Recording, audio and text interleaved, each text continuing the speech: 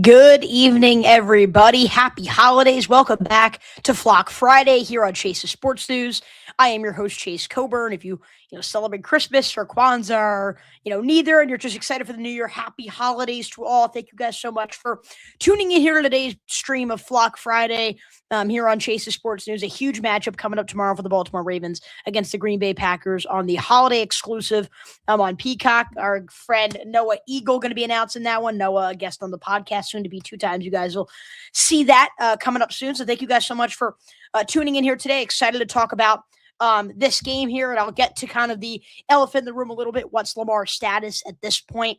And yeah, that's kind of the injury news here. We're going to break this down. No Jordan Love for the Green Bay Packers, still out with that concussion. Malik Willis set to start, even though he was questionable this week with a shoulder injury as well. For Baltimore, Lamar Jackson listed as doubtful. They did not have practice today or yesterday, given that it was the holiday, so they did not have practice. They had practice on the Tuesday and the Wednesday ahead of this game here taking place on a Saturday evening. I think the status with Lamar, he's listed as doubtful at the current moment, and given that he hasn't practiced yet, and given that he said he felt like he couldn't even walk, let alone, run and operate as a competent, let alone great starting quarterback in the National Football League on Sunday. And then given the fact that he hasn't practiced, I do not think that Lamar Jackson will be playing on Saturday. Again, maybe that's speculation on my part, but he's doubtful. He hasn't practiced. Lamar's never played when he hasn't practiced in a week. He's played when he's missed some days of practice, but to have no practice participation and somehow suit up in a huge road game of this magnitude, I just do not think he's going to be on the field tomorrow night, which sets up Tyler Huntley to start this matchup. We're going to break down the ins and outs of how that really changes the game and how Baltimore can still find ways to manipulate their way to a victory in Green Bay with Tyler Huntley as a starting quarterback. Because, spoiler alert, I really do think the Ravens can win with Tyler Huntley. A lot of people may, disregard Baltimore when you don't have Lamar Jackson. And yes, they have a 5-12 record all time when Lamar's not on the field. But Tyler Huntley has proven at every juncture, especially this season, that he could step in and play a similar system and play at a high level. And we're going to break that down throughout today's stream. I put the link on YouTube and on Twitter if you guys do want to call in. Right here, speaking of the Eagles, how did you get in touch with Ian? That is a long story. Unfortunately, I'm not going to share the exact details of that. But Ian is a good friend of the Chase's Sports News kind of productions over here. And a huge shout out to both the Eagles and Ian and Noah. They're both killing it, both great in the Christmas games. And then they're going to do NBA and they do NFL. They're doing everything at every time, and they're just both so incredible at what they do. So huge shout out to Ian and Noah Eagle, again, killing it. And then we'll see Noah tomorrow for this incredible matchup between Baltimore and Green Bay. Again, if you guys want to call in, please let me know. Happy to take callers, happy to respond to comments, all of that here on today's stream. It is a solo stream, was not able to get a guest just with the holidays and everything. Thought I'll just go on solo here today. So we're going to break down some key storylines. If you've never seen a solo Flock Friday, that's what we do ahead of the game. We talk about some of the key storylines, and obviously, both starting quarterbacks most likely being out for this game is going to be kind of the fundamentals of the football game and which team is able to capitalize with their backup quarterback.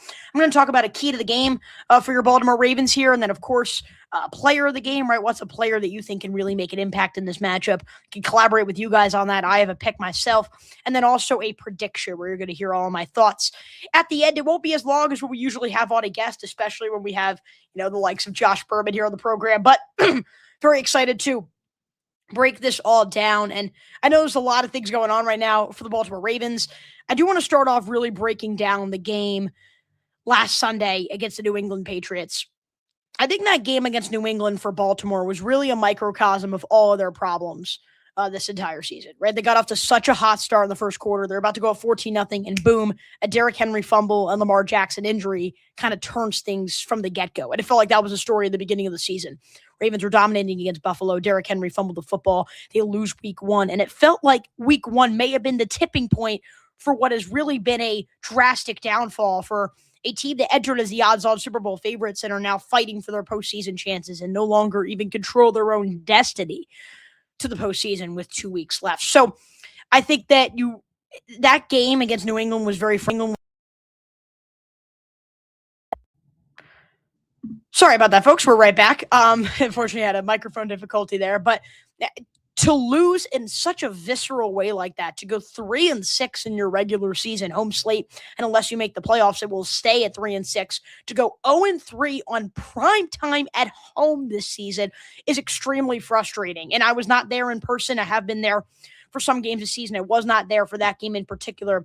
But to hear from the broadcast, Patriots fans screaming MVP chants for Drake May, I mean, that was upsetting. That was a really, really terrible way to go to bed. And of course, another disaster from John Harbaugh and the coaching staff, blowing an 11-point lead in the fourth quarter. And if you didn't know it all before then, I think you really started to notice the signs here. Say by a miraculous, a turn of events, the Ravens go ahead and they make the playoffs. They're not doing anything in the postseason. Between Lamar Jackson's injuries, their issues in the trenches, say this team somehow sneaks into the postseason, they're not going to win 4 games in a row. They may not win 1 game in the postseason. So, again, it doesn't even look like they're going to be in the playoffs, but I just think that it's hard to be upset when this team just clearly isn't that great and clearly changes need to be imminent in Baltimore. I think what we learned from that game is you may need a clean slate at the coaching staff, particularly head coach John Harbaugh. I know I've been a big critic of his and I've taken a lot of flack for that as well, but I think the thing with John Harbaugh is he's not a bad coach. He's not bad at what he does, but this is the best example, me and, a few people I know have been trying to use when really explaining some of the issues in Baltimore that, have to do with John Harbaugh, why John Harbaugh should take accountability. When you're someplace, if you're the CEO of a company for 18 years, because the head coach is kind of the CEO of the football team, usually not the play caller on offense or defense, but just kind of overseeing the entire process. John Harbaugh is pretty much like the CEO of the Ravens. When you're the CEO somewhere for 18 years, doesn't your message just get stale eventually? Right? I mean, it's 18 years in. It's been 13 years since the Ravens were at the top with John Harbaugh. And again, he's not bad at what he does. I actually think in terms of some of the challenges he's made, he's actually done a solid job. But again, sometimes you just need to change. You need to just flip things around. And so I think that is why the Ravens need to let go of John Harbaugh. I just think that it's not working anymore. Right? If you somehow for some reason thought that playoff loss after playoff loss was quote unquote working in your definition of working in Baltimore, I mean, they have Lamar Jackson, and I know he's been dealing with injuries, but he's been on the field, and the Ravens are 7-8. The Ravens are 7-8 this season. So I think that's very much an indictment on John Harbaugh, and I think that he needs to go, again, not because he's a bad coach, not because he's a bad person. I never, criticize personalities or anything, just, the actual, critiquing of their actual position in the National Football League. I think John Harbaugh is good at what he does. I just don't think it works in Baltimore anymore. I think they need a new voice. And I don't know exactly who that voice is. I don't have an exact replacement. I know everybody loves Brian Flores. I feel like we saw the Brian Flores experiment at head coach, not saying he can't be great, but, I need to kind of dive more into the process of the possible head coaches available to then really assess who Baltimore should go out and get. But I certainly know that it cannot be John Harbaugh anymore. And I think if you didn't know it before Sunday against New England, it was certainly apparent after that performance against the New England Patriots. And I know we had the whole article that came out about Lamar Jackson, and personally, I'm not really going to comment on that unless, someone really wants to get into the specifics. And again, you guys can call in, links on Twitter and YouTube here. But for me, I think that the criticism of Zay Flowers on social media this week after that game against New England has gotten a bit extreme. And I know that may sound pretty crazy to some Ravens fans because Flowers was voted into the Pro Bowl and he has another 1,000-yard season, and Ravens fans don't seem to care because it feels like we're seeing the same things every year from Zay Flowers, which to everyone else is kind of this erratic style of play, these fumbles, these big mistakes in big moments. It wasn't just your rookie year in the AFC Championship game. It's now lingering into multiple seasons, now in year 3 here for Baltimore. And, the whole stat, he has more fumbles than touchdowns this season. But I'm not going to lie. I'm not saying that Zay Flowers shouldn't take any accountability, but I think Zay Flowers is far from the problem in Baltimore. I think a lot of people are not giving him enough credit for what he's really done for this offense. It is a awful, awful thought to think about what this offense would be doing without Zay Flowers this season. Leading receiver for Baltimore in 13 of 15 games this year. I just think that he has been the bright spark for Baltimore's offense. And while he's made a lot of mistakes, he's also made a lot of really, really big plays for this team, and those need to be recognized as well, right? A lot of people want to say that he's not a wide receiver one. Is Zay Flowers an elite wide receiver in the National Football League? I don't know, but all I know is he's had back-to-back seasons at wide receiver one production. That is wide receiver one production. If you have 1,000 yards and you're leading your team in receiving constantly, and you are your versatile chess piece on your team's offense, and you are the go-to in every single situation, yes, you're a wide receiver one. Is that classified as elite?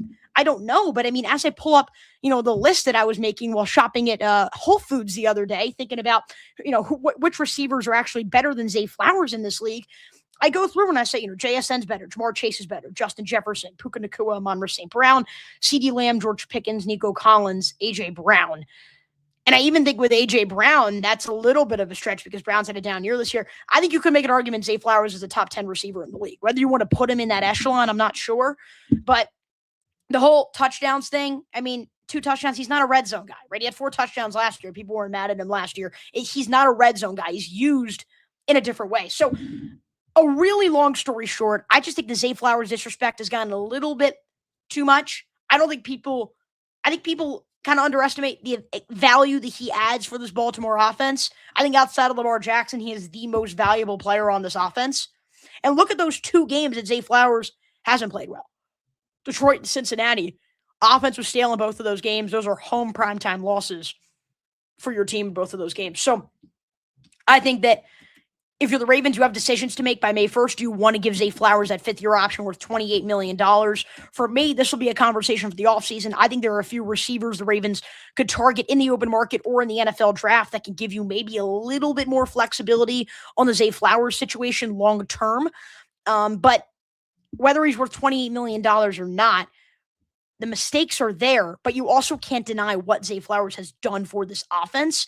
And I think that's being a little bit a kind of, it feels like the mistakes are right now superseding the plays that he makes, at least according to Ravens fans. And I don't think that should be the case here. We have a comment that I will put up. Zay Flowers has been one of the main reasons they moved the ball down the field in their games this year. 100%. And if you watch Ravens games, I think you understand the value that he adds.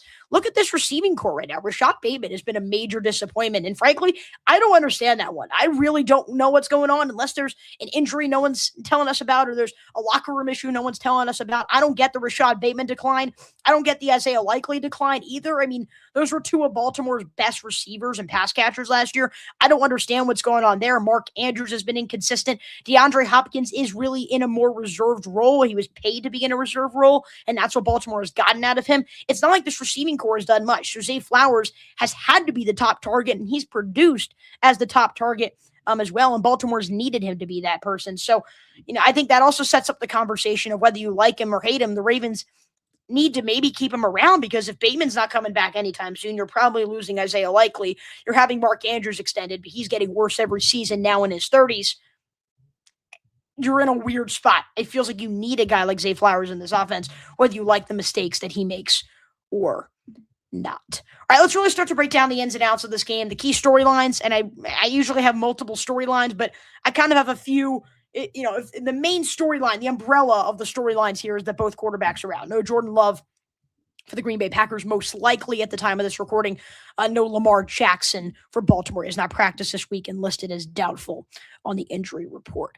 So with both Love and Jackson most likely out for this matchup, both teams going to their backups, Tyler Huntley for Baltimore, Malik Willis for Green Bay. And, we're going to have a big post coming out in the offseason about ranking every single quarterback who started a game this season, and I'm really excited to release that. And I've already started to craft kind of my rough draft of the list here before the postseason, and I will edit it right now, but not to spoil anything, but I do have Tyler Huntley and Malik Willis as 2 of the best quarterbacks in the National Football League. They're not the highly touted, highly paid starters like Lamar Jackson and Jordan Love, but they certainly do their part, and I think Tyler Huntley has played really, really well when he's been in. We're going to break down Malik Willis a little bit later, but I think obviously this is a Ravens show. How does Tyler Huntley change things for the Ravens? Assuming he's going to be in there for Lamar Jackson, do the Ravens still have a chance with Tyler Huntley? And I think the biggest improvement that Huntley has made since his first stint in Baltimore, he was there from 2020 to 2023, then he left for a season and then came back this year. I think the biggest problem in his first stint was that he was too turnover prone and he made too many mistakes. That isn't the case anymore. When you watch Tyler Huntley against the New England Patriots last Sunday and you watched him against the Chicago Bears in his start earlier in the season, you weren't watching a guy who was about to fumble the ball or about to throw an interception or make a game-changing mistake like you saw in 2022 and 2021 when he had to sub in for Jackson due to those season-ending injuries. What you did see was a guy who just played his role. And I think that Baltimore's coaching staff deserves a lot of credit for what they've done with Tyler Huntley in the football game this year, but that needs to continue. And I think the fact that Huntley is not too turnover prone and he's made those adjustments to his game and the Ravens cater to that, not to mention the fact that Green Bay is 24th in takeaways this year as opposed to 4th in takeaways last year. I just think this is lining up to be a game where Huntley's not going to make that game-changing mistake. And if he does, the game's going to blow wide open and it looks like you're probably looking at missing the postseason and not even putting the game in the onus of the Pittsburgh Steelers, putting that in the onus of the Pittsburgh Steelers. But I think that as long as Huntley doesn't turn the football over, and I don't think he will too much, I think the Ravens aren't in a bad spot with Tyler Huntley. And obviously it's a much smaller sample size than most starters in the league. But Huntley, you usually see these backups, their bad throw percentage, like Davis Mills, Mason Rudolph, some of these great quarterbacks, their bad throw percentage per Pro Football Reference is near the 18% range, which is actually where Lamar Jackson's has been this season. For Tyler Huntley, it's at 15.1%, which is, again, better than league average and 3 percentage points better than Lamar Jackson. His on-target rate is actually the second best in the entire NFL among quarterbacks with 35-plus attempts. Over 82% of his passes are on target, and he also leads the NFL in average yards per scramble. So he can extend plays if he needs to, but most importantly, he's putting the football where it needs to be, and he's not putting the football up for grabs, which is important, and that's why he's not turning the football over as much. His decision-making has clearly improved. And while I need to give Tyler Huntley a lot of credit, a lot of that is on John Harbaugh, Todd Monken, and this offensive coaching staff, and that's where I'm going to give them their flowers here, because what the Ravens do so well with Tyler Huntley, and what I've been begging them to do with Lamar Jackson, is simplify, they truncate the playbook, just make things a bit more simpler. They lean on the running backs a little bit more. And because of that, they don't make many mistakes. I remember that game against the Chicago Bears earlier this season. Ravens scored 30 points and had 5 drives for 50 or more yards. They've only done that twice this season. Against Buffalo in week 1, their best offensive performance of the season. It felt like they had no true weakness on the offensive side of the ball. And then that game against Chicago. And that game was with Tyler Huntley at the quarterback position. And the Ravens offense operated really, really well. They were able to drive down the field consistently on a defense that has really proven their worth as of late and beat a Chicago team with a backup quarterback that is right now, one of the best teams in the National Football League. So that was impressive in itself. But the reason why the Ravens were able to have so much success there, and the reason why their offense wasn't stagnant without Lamar Jackson against the New England Patriots, is because of what they do in this offense. Again, they simplify everything. They don't ask Huntley to do too much, but they also make his life a little bit more simple. His average depth of target is only 7 yards compared to Lamar Jackson when it's 9.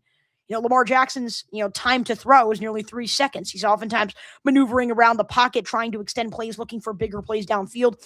They don't ask Tyler Huntley to make those big plays. Instead, his time to throw is one of the quickest in the NFL, under 2.65 seconds. That's, again, 3 seconds, or 0.3 seconds, less than Lamar Jackson. And again, that's the trade-off with Lamar, is he can make so many big plays, but he's going to take more detrimental sacks.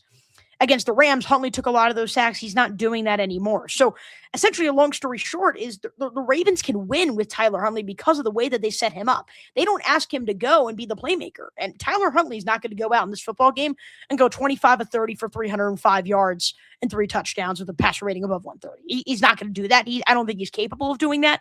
That's not a realistic expectation. What the realistic expectation should be is that he's going to pass the ball 15 to 20 times, complete, let's just say he passes it 20 times, complete 14, 15 of those passes. I think that actually is realistic. Gets a touchdown and doesn't turn the ball over, and does just enough to put this team in a position to succeed. Ravens have playmakers. They have Zay Flowers, who can get involved in the short game to help with yards after the catch. You have Mark Andrews, who used to be Mr. Yards after the catch and still has that, in his skill set. Same goes for Isaiah Likely there. You have 2 really good running backs in Derrick Henry and Keaton Mitchell. Utilize those this time around. Don't abandon them late, as they always do. The Ravens have enough on this offense to where they can make the explosives. That's not Tyler Huntley's job. But if the Ravens do what they've done all season, which is put Tyler Huntley in a position where he just needs to do just enough to put Baltimore in a position to win, the Ravens will find a ton of success in this matchup. They will. They 100% will. Don't force Tyler Huntley to make the plays. Put him in a position where he can go 9 of 10, like he did last week against the New England Patriots, where he's respectable enough where you need to respect the pass, but it's still going to be an offense driven on the rushing attack, and that's how you're going to find most of your success. I think that has to be the key here for the Ravens, and I think that's the key storyline. Is will the Ravens really take that much of a step back offensively without Lamar Jackson in the lineup in this matchup? I really don't think they will, and I think it's because of the way that they use Tyler Huntley. I think with the way Lamar's been banged up this year, if the Ravens used Lamar Jackson like they do Tyler Huntley, they would find a lot more success. If they didn't ask Lamar Jackson to go and hold the ball for 3 seconds and try to make all these big plays, they'd actually drive down the field more consistently. Lamar Jackson would actually be more accurate. He wouldn't make as many mistakes, as many game-changing mistakes as he's made as of late. Tyler Huntley is capable of making some really good plays in a more reserved role. I think the Ravens will play into that, and I think they'll succeed in that category against the Green Bay Packers, and they should do that with Lamar Jackson when and if he does return this season. I think the key to a victory here for the Baltimore Ravens is they need to create pressure on the opposing quarterback, and it does look like that is going to be Malik Willis in this matchup. Now, we haven't seen a large sample size of Malik Willis in this individual season, but he's faced pressure on only 2 of his 14 pass attempts this year. So the 12 pass attempts that he's had a clean pocket, he's dicing it up. 11 to 12, 101 yards, a touchdown, time to throw of 2.48 seconds. He's getting the ball out quick. He's accurate, playing ahead of the sticks, and playing really, really well. He played a fantastic game against Chicago last week, did enough for the Packers to win that football game. Special teams and defense kind of blew it toward the end, and the Bears came back to win it in overtime, but certainly not an indictment of Malik Willis's performance. He played well enough to win that game. But I do think that the Ravens are going to find more success defensively if they're able to create pressure. And it feels like that's been the conversation all year, and the Ravens are yet to prove that they can create that consistent pressure on the quarterback, right? They're 29th in pressure rate this season, and it gets even worse when they're not blitzing. They've needed the blitz to get pressure on the quarterback. They're still barely above average in the category when they bring extra men in the backfield, but still not great. They need to blitz to create pressure on the quarterback, and that's a problem, right? They don't have a good enough front four. Mike Green is disappointed. Kyle Van Noy has taken a big step back. Draymond Jones has been good, but not great enough. The Ravens, I think one of their biggest priorities is really getting a headliner in the offseason that can make that tremendous impact. You don't have Nnamdi Madubuike anymore, and it looks like that could be a permanent reality, unfortunately, and so the Ravens need to adjust to that, but they can't do that ahead of this matchup. So whatever it is, Zach Orr needs to find ways to create pressure on Malik Willis, need to find ways to make him uncomfortable. Don't allow him to roll around and throw over the shoulder, because that's where he can really kill you. But think about what he did in Tennessee. Obviously, he's a more mature player than he was in Tennessee, but that's where he made a lot of mistakes, and he didn't do well against pressure. He was very much fazed by it. So for the Baltimore Ravens, Draymond Jones, Mike Green, Kyle Van Noy, Travis Jones, CJ Okoye, Brent Urban, anybody, just get anybody to create pressure on the quarterback more consistently.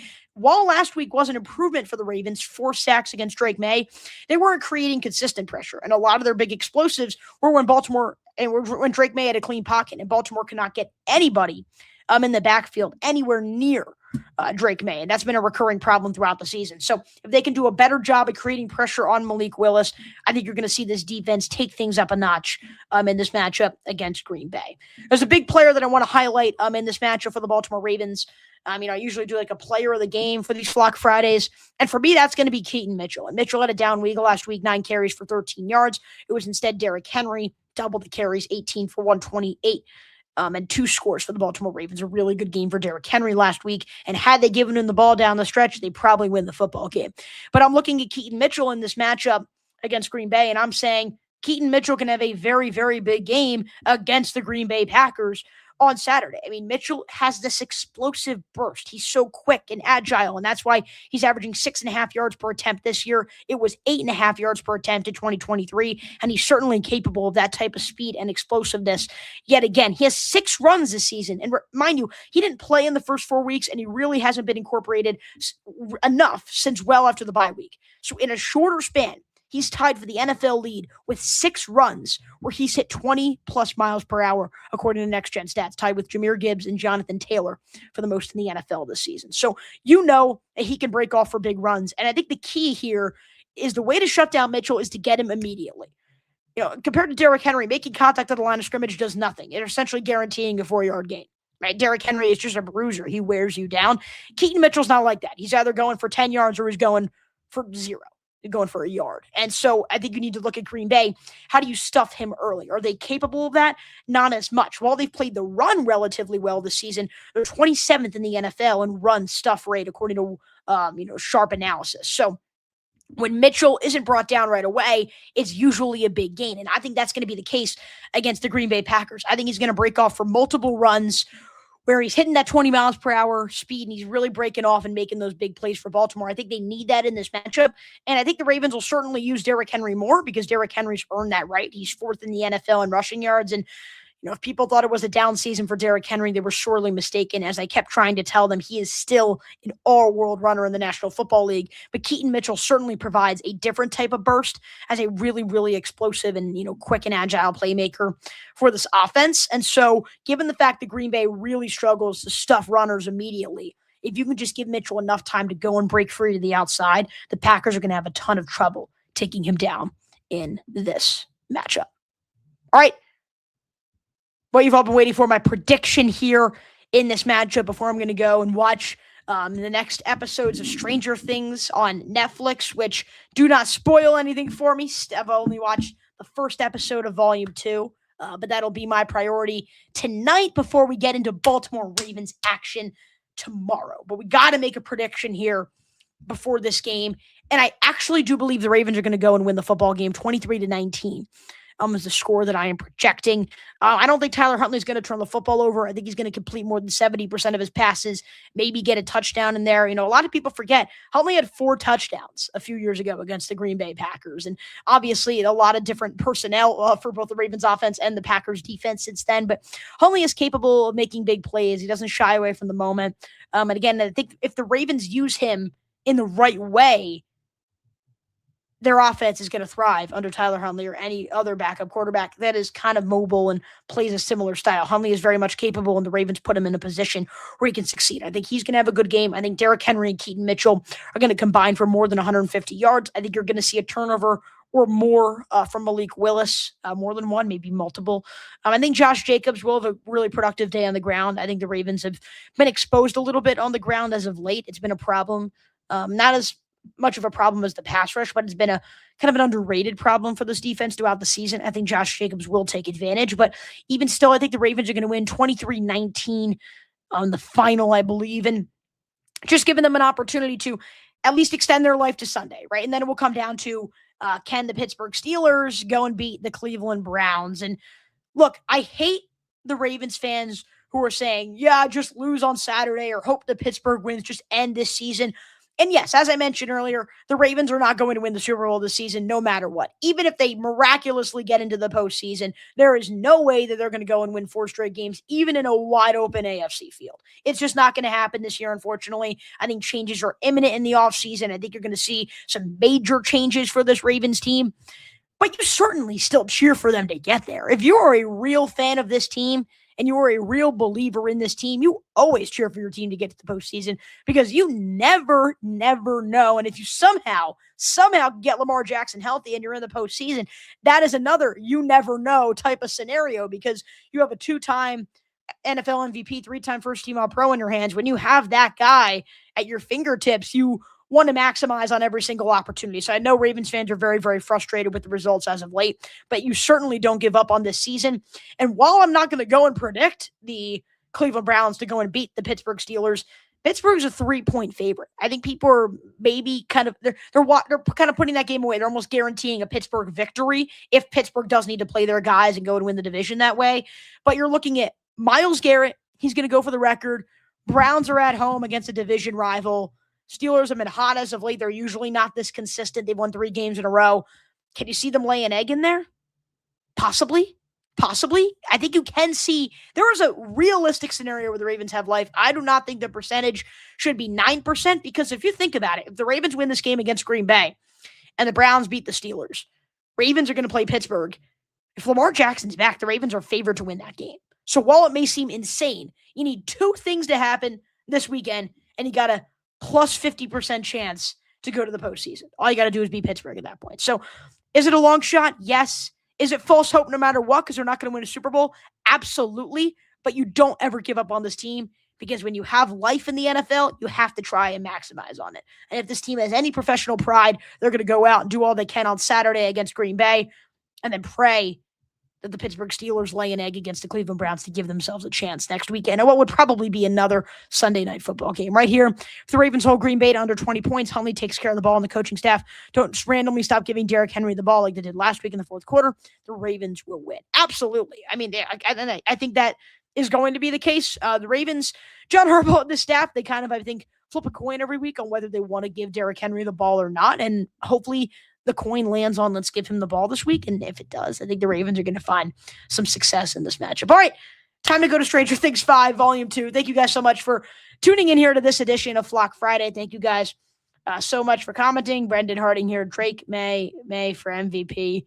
No, I'm not hearing it. Still too raw for me. Thank you guys so much for tuning in here to today's broadcast, and good luck to Baltimore tomorrow as they play their biggest game of the season against the Green Bay Packers, most likely without Lamar Jackson. Signing off from Flock Friday, I'm your host, Chase Coburn, saying so long. If this is it before the new year, have a happy and healthy new year. We will see you, everybody, in 2026. Take care and go Flock. I'm Chase Coburn, signing off.